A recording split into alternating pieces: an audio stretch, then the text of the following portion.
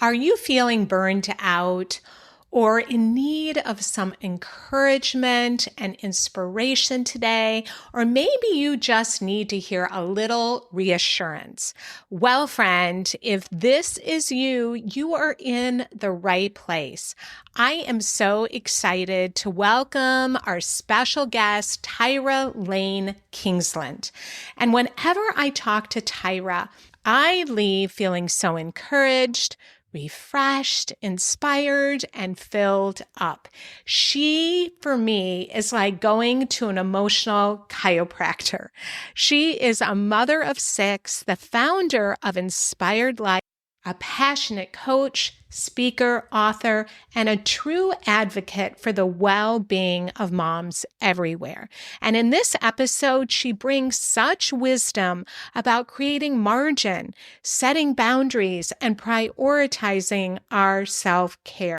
Tyra reminds us that our worth is not tied to our children's achievements or our ability to do it all. Whether you're feeling overwhelmed, weary, or just need a little inspiration today, Tyra's words will help you feel lighter, more grounded, and empowered to care for your own heart as you care for your family. So let's dive in. If some days you doubt yourself and you don't know what you're doing, if you've ugly cried alone in your bedroom because you felt like you're failing, well, I just want you to know you're not alone and you have come to the right place. Raising tweens and teens in today's world is not easy, and I'm on a mission to equip you to love well and to raise emotionally healthy, happy tweens and teens that thrive. I believe that moms are heroes and we have the power to transform our family and to impact future generations.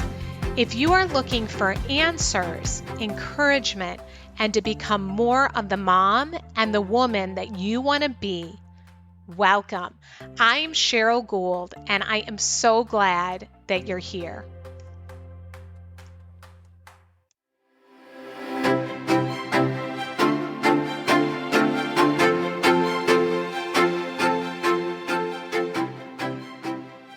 Well, welcome, Tyra, to the Moms of Tweens and Teens podcast. I just am so excited to talk to you and so grateful you're here.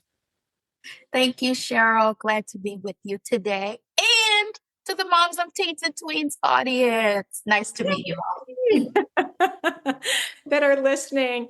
And I just want to thank you. I always find talking to you is so encouraging and uplifting. And I wanted to bring you on to talk to the moms. You work with moms. You have 6 kids yourself. Yes, ma'am. And tell our listeners, what are their ages? Well, God has blessed me with 6 children. So my first child is 20, then 18, 16, 14, a soon-to-be 12-year-old, and the youngest is 8. And let me just add in that I also had the blessing and the benefit of raising my sister. My mom passed away when she was 39, and I went on to get guardianship of my sister and raise her. So I always count my sister as really my first kid. Now, how old? Your mom was 39? My mom was 39 when she passed away. So I was 18 at that time, and my sister was 7. So after I graduated college, I got married, I bought a house. And the very next thing I did, I went to closing on my house on a Friday. That Saturday, I drove my car like a 9 hour trip. And that was on a Saturday. And then that Monday, actually went to the court and got legal guardianship of my sister. Wow. Wow. And I'm so sorry to hear that you lost your mom so young. And that's just really hard when you lose your mom, and for you to be able to be there for your sister. And I'm just sure that was life-changing for her, as far as just having you step in and love on her. And she needed you, losing her mom at such a young age. Right, right. It was a difficult journey. And even well into my 30s, I was really still healing from that. It was like the stuff that's on the inside that you don't know what's in there. But I think that pain also births purpose, right? Mhm. So I think out of that own pain and that own lack, it led me to mother more passionately, and has also greatly, I would say, influenced my love, my heart, my desire to see other moms nourished, nurtured, and loved. Yeah. So that called you into what you're doing today. Yeah, without, unknowingly, right? Sometimes we don't know how we're thrust into things. And sometimes that's not even our focus, but we just land there.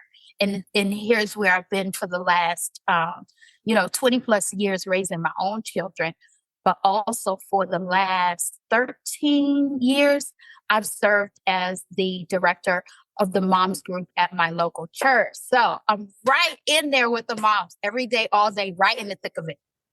Yes. In addition to what you're doing with your own six and then your Yes. business and all of that.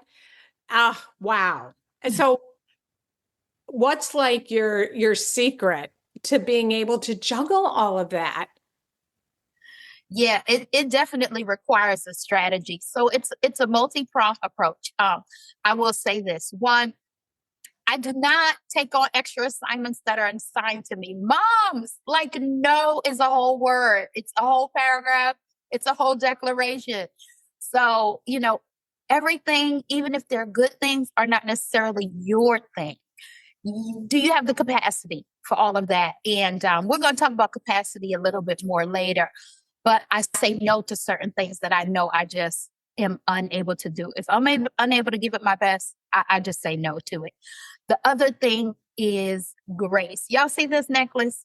GRACE. It's this 5-letter word. It's the secret recipe to it all. It's grace. All right. My faith leads me to tap in to this unlimited like reservoir of ability, of strength, of power, of might that's beyond me, right? That's beyond me.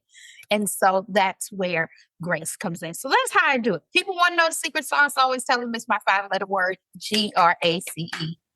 I love that. And people often get confused. Like, what does that mean when you talk about grace? Yes, yes. So grace is when you receive divine enablement. It's like beyond your own strength, your own ability. See, that's where moms, when we get worn out, we're trying to do everything in our own strength and our own power and our own might. And let me tell you something, in raising 6 kids, I get tired. Okay. And of those 6 kids, like 4 are here and need to be driven to school. They go to 3 different schools. Nobody catches the school bus. Okay. I get tired. But that's why I don't try to do everything in my own strength and in my own power. I tap into a source that is greater than me. And that's where I receive divine help, divine enablement, power, strength. It's beyond me, it's outside of me because I couldn't do it. I couldn't do it. Yeah. And can you feel the difference when you're living from that place and when you're not living from that place? Because I sure can. I sure can. And let me tell you, when I am not in that place of grace, when I'm trying to do everything in my own strength and in my own might, what it looks like real time. Okay. So Cheryl, let me ask you this. Do we have real talk here? Yes. Yes. Oh, okay. Okay. I love real talk. Yeah. So do the moms. Okay. So I just wanted to clear it with you first, like which direction we were going to go in. So if we're going to go in real talk, what it looks like, it could look like crankiness. It can look like irritability. It can look like frustration. It can look like bitterness. It can look like a lot of things when we're trying to mother in our own strength and might, because we will feel like people don't see us. We can feel like, am I the only one doing all the work around here? Okay. Because somebody took off their cleats. They're tracking dirt in the floor, fingerprints, jelly prints on my refrigerator. A teenager thinks I'm, just the Uber driver, no regard for my own schedule, my own time, my own exhaustion. That can really lead us down a slippery slope. And so when we are plugged in to that grace, then again, we know it's not by our own strength and might. We don't have to get offended. We don't have to take offense. We don't have to be irritable. We don't have to be cranky. We can just tap in. So that's a little bit of what it can look like when we're not operating from that place. Yes, I'm relating. I've been feeling that after our move to Dallas, and I've had the grandkids living with us right now on and it's like, even this morning, my grandson was so grumpy, and it's so easy to react. And what I've been doing, and I know, and so here you can help me get my alignment back, is I have been staying up too late to try and relax. So then I've been tired, and then I've been like this morning, I didn't set my alarm. So I woke up 15 minutes after the kids were supposed to be up. So it was just chaos. They hadn't packed their backpacks, and they were uniforms. Oh my goodness, uniforms are the greatest, but nothing was, nothing was clean.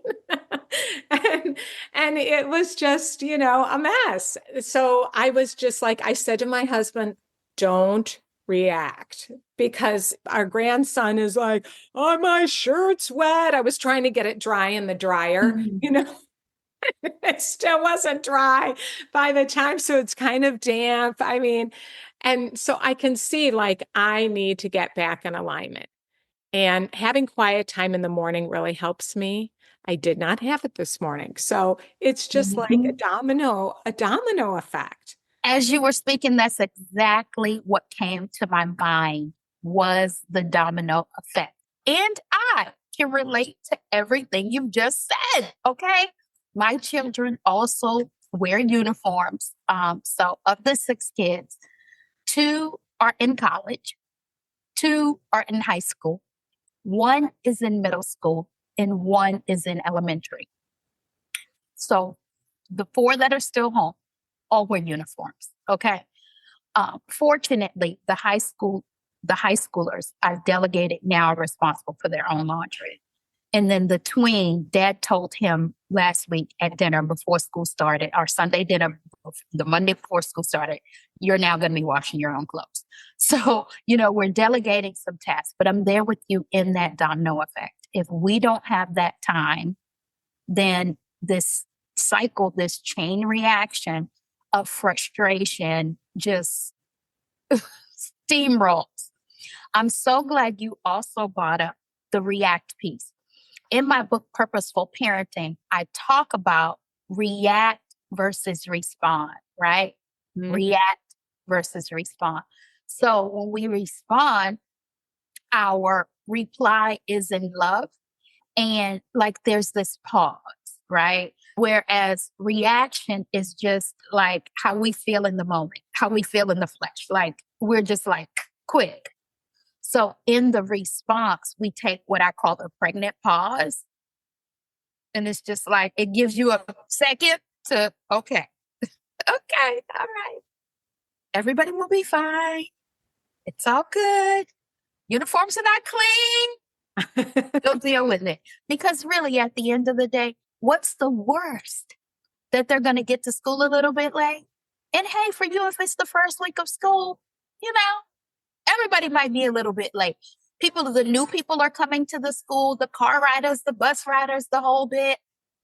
It's all good. Yeah, I like that, because I think about how often I can make things a bigger deal than they need to be.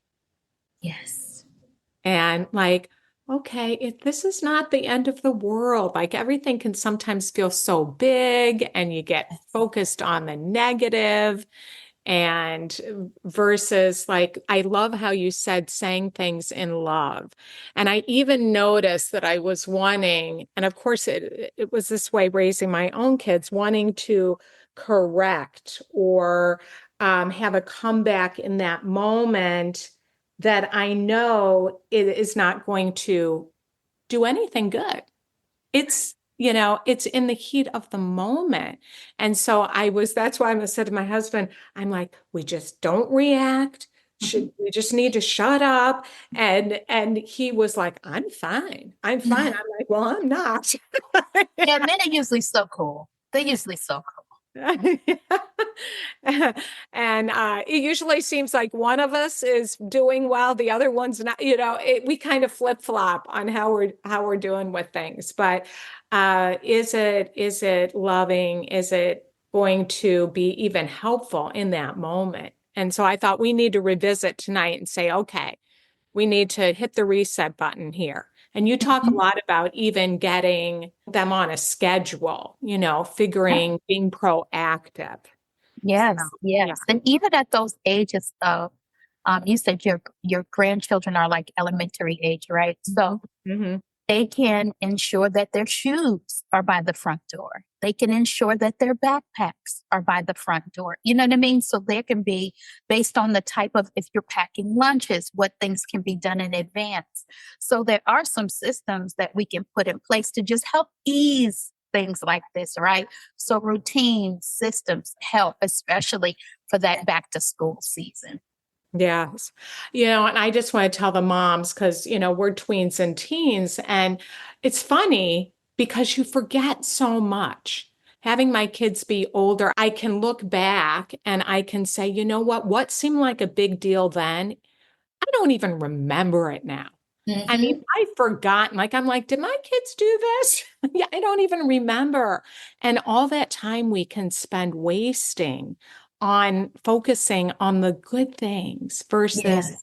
the negative things. Yes. So, But that's the parental nature, right? It is our parental nature to just see the temporal things because first we're moving by what we see. So we see someone's countenance or we see their clothing or we see their junky room. And those things can just rub us the wrong way. But it's the unseen, especially where parents of teens and tweens really have to lock in because the unseen are the issues of the heart, and those things are not as easily addressed. So we don't want to be distracted by only by what we see, by the temporal things, but we really need to be trying to connect with the heart.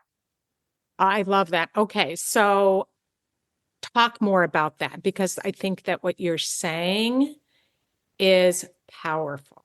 And we can Yes. get caught up in what we can see versus the heart. So say more about that. Yeah. In my experience in raising children and in coaching moms, what I have found, and especially when I hear moms of new babies, and not to minimize their experience, but, they're lamenting over like lack of sleep and when will my baby sleep through the night? And I can't get 5 minutes to myself. And, a lot of things that come along with having young children like underfoot. And I tell them, listen, when you approach them teen and 20 years, it doesn't get any easier. It just shifts. So you shift when they're younger from meeting all these temporal needs, right? So whether you're nursing babies, you're having to still give somebody a bath, you're having to actually feed them or make their plate. It shifts from all those little temporal things to the bigger things. You're talking about character shaping. You're talking about dealing with somebody's emotions in their heart. You're talking about children now who are trying to find their way. Who am I as a person? Dealing with peer pressure, outside societal influence. You raise them at home with a certain set of standards, morals, ethics, and now they're in the world and they're having to like navigate peer pressure, depression, anxiety, schizophrenia. I mean, all these things. So it doesn't necessarily get easier. In fact, to me, it gets more complex as they Yes. get older. Yes. And so taking care of our own hearts in order to do that. And Yes, ma'am. going back to that real talk, what do you see moms struggling with the most that have tweens and teens? Mm. Capacity to deal with other people's drama, Mm. which she herself is overloaded. Mm-hmm. If as a mom, I am overstimulated, if as a mom, I am emotionally depleted, if as a mom, I myself am navigating depression, anxiety, despondency, if as a mom, I'm burdened with how to provide for my children, if as a mom, I'm burdened with how to care for my aging parents. These are things that the moms of teens and tweens are facing right now. Oh, yeah. If as a mom, I'm wrestling, trying to figure out how to help my child with their gender identity. Oh, yeah. If as a mom, I'm trying to navigate, my children have been exposed to visual images that were not pure. If as a mom, I'm trying to deal with children who've been exposed to drugs. I mean, how do I deal with this? All of this weight, the unspoken things of motherhood.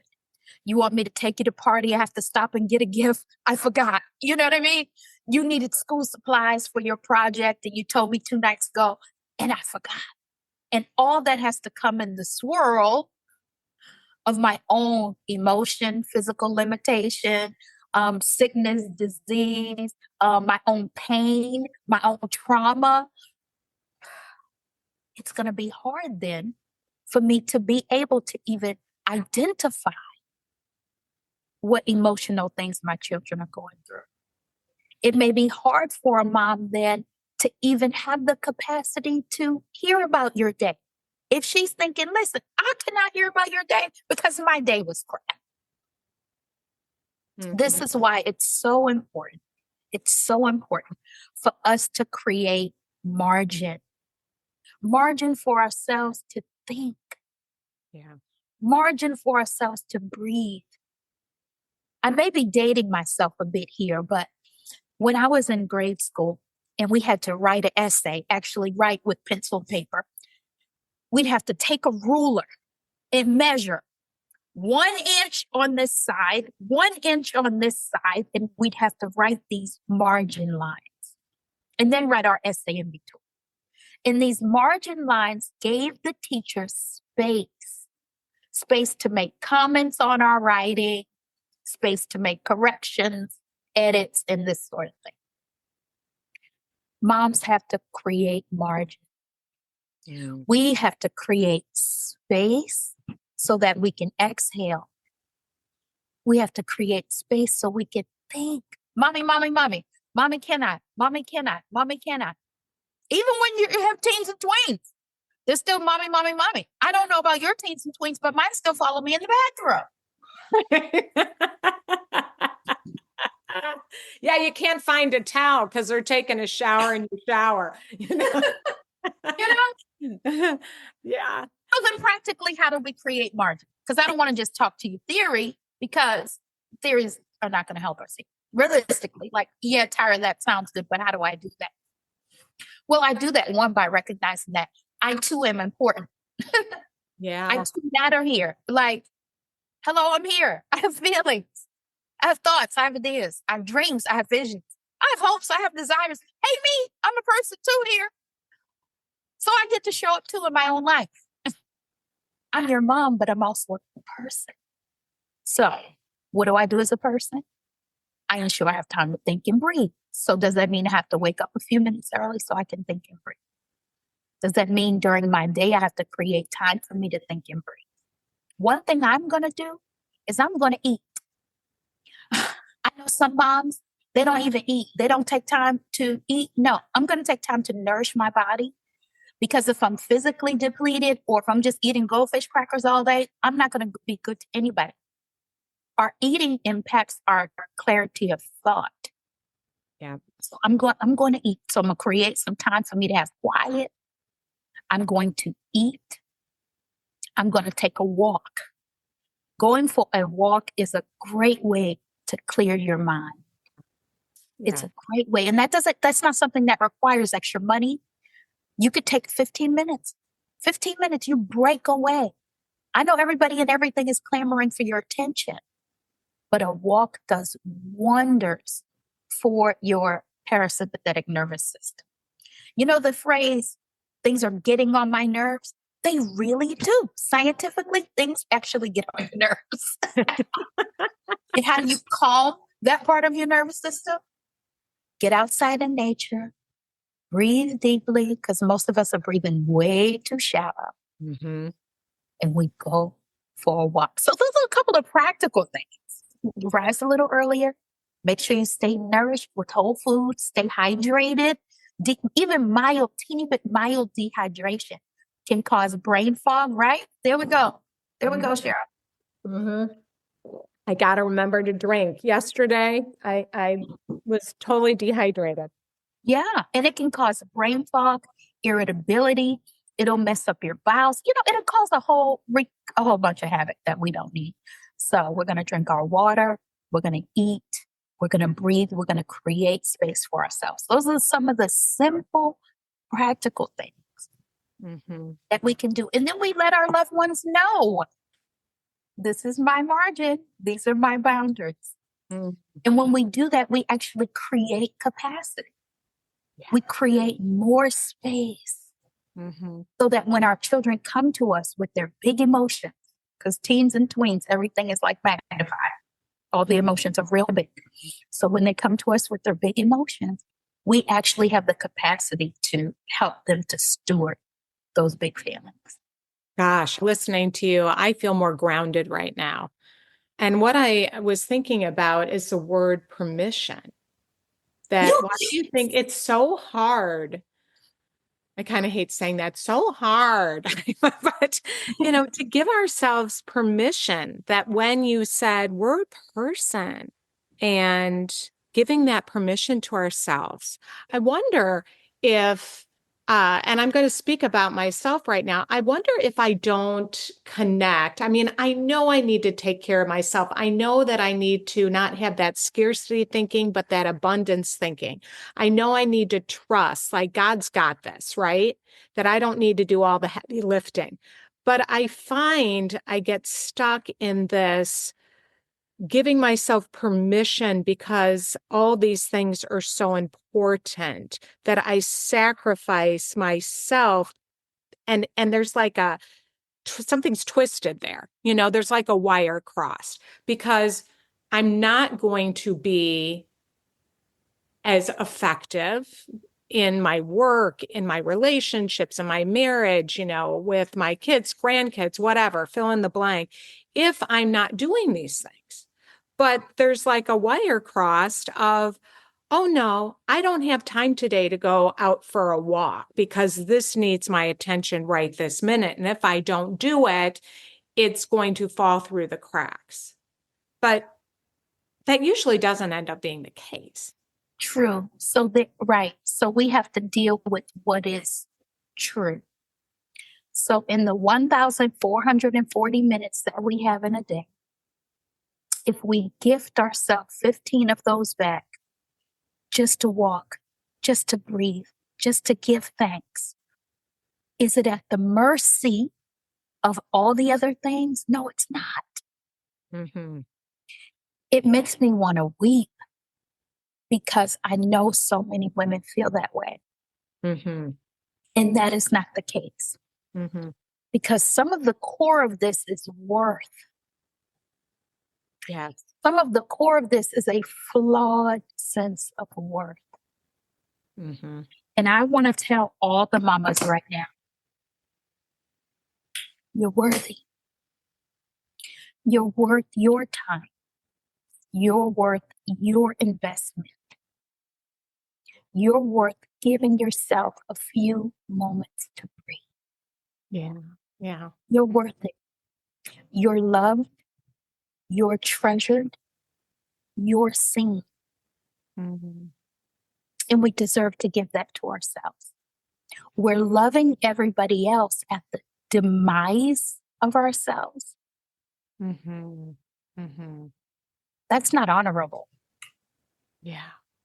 It's not honorable. Yeah, it actually causes resentment too.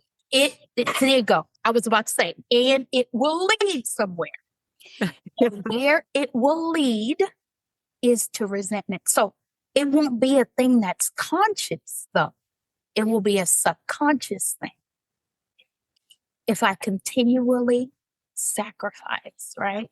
Because we're all called to sacrifice. I mean, being a parent is sacrificial, and that's good. And there are things we're going to sacrifice. We know that. And we're willingly doing this, but not at the detriment of our humanity. Okay. Because if we do that, it starts a spiral when we talked about domino effect. So resentment can lead to bitterness, and bitterness can lead to anger, and anger can lead to rage. And who wants that? Mm-hmm. Perhaps some of you watching or listening have seen that show up in your own life. Oh, yeah. Yeah. So, yeah. sisters, I want you all, parents, if there are any dads listening, stepdads, grandpas, dads listening too, you all give yourselves some time too. They don't usually have as hard of a time with it as we do, but we're going to grant ourselves some space and margin because we're going to come back better, right? We're going to come back refueled and renewed. And, when I take a couple of minutes during the day, when I pick my kids up from school, then I'm excited to hear about their day. I want to engage with them. I look forward to it. Why? Because I've already taken a few minutes to fill my cup. Ah, thank you. I feel like I went to the soul chiropractor.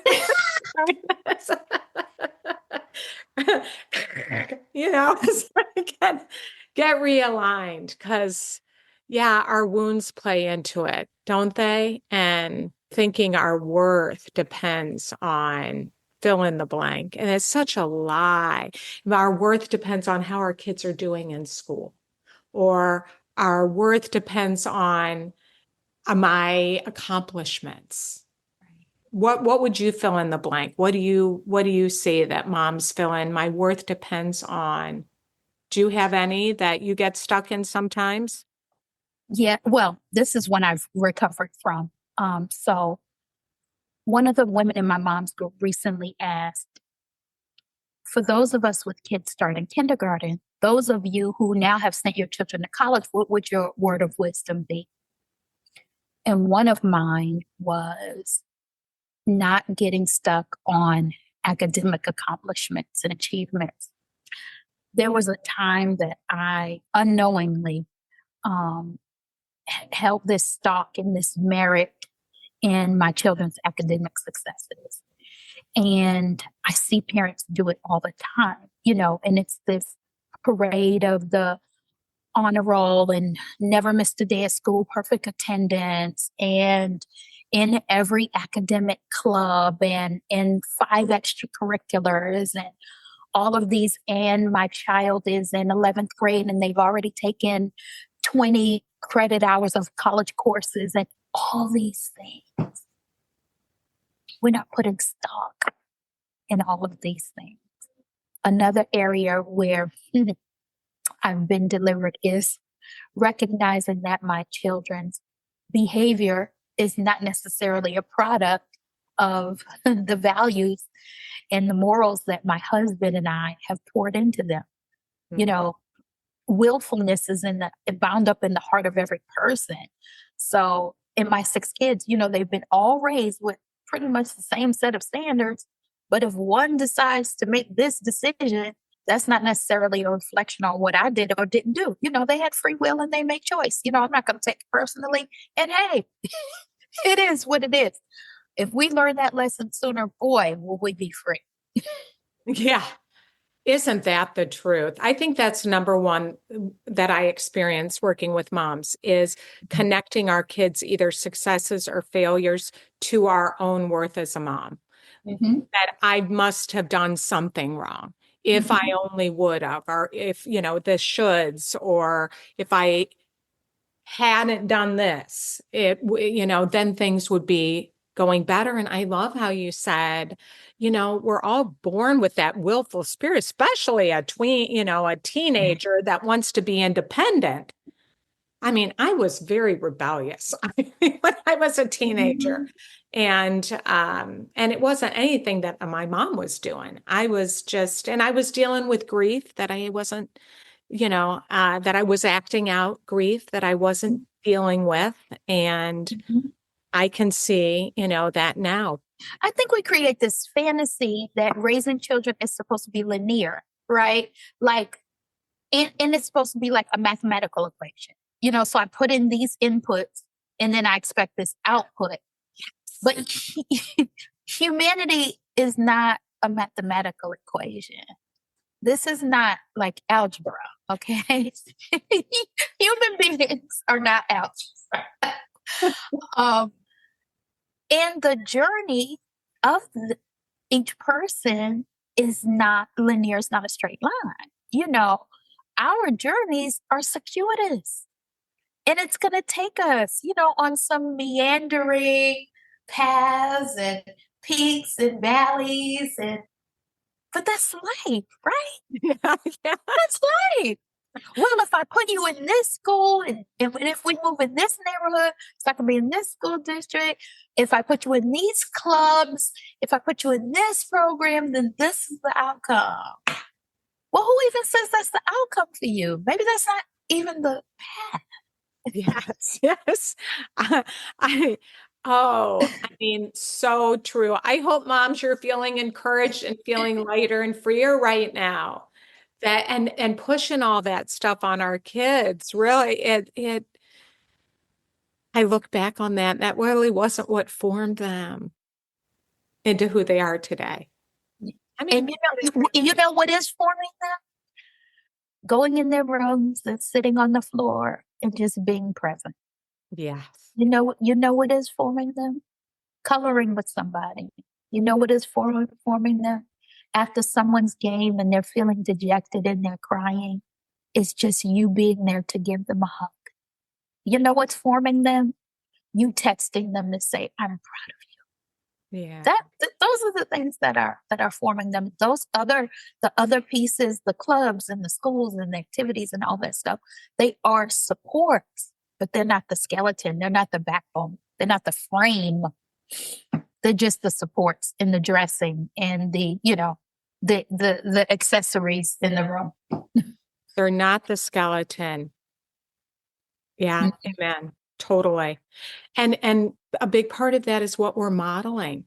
Like, are we modeling light? Are we shining our light? And I think if it's dim and flickering and, I think that I can see I spending a lot more time on what we're modeling really matters. And like you're saying, taking care of our hearts and ourselves, then we can sit with them.